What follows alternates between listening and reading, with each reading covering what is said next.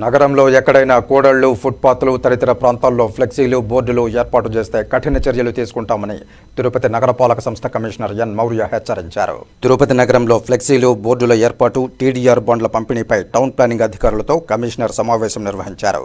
ఈ సందర్భంగా కమిషనర్ మాట్లాడుతూ నగరంలో జనన మరణాలు, పండుగలకు రాజకీయ నాయకుల ఫ్లెక్సీలను, బోర్డులను నగరంలోని పలు కూడళ్లలో, ఫుట్పాత్లపై ఏర్పాటు చేస్తున్నారన్నారు.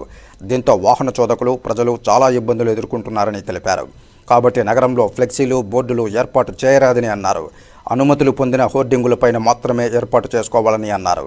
టౌన్ ప్లానింగ్ అధికారులు, సిబ్బంది నగరంలో పర్యవేక్షించి ఎక్కడైనా ఫ్లెక్సీలు ఏర్పాటు చేసిన వాటిని తొలగించి వారికి అపరాధ రుసుం విధించాలని అధికారులను ఆదేశించారు.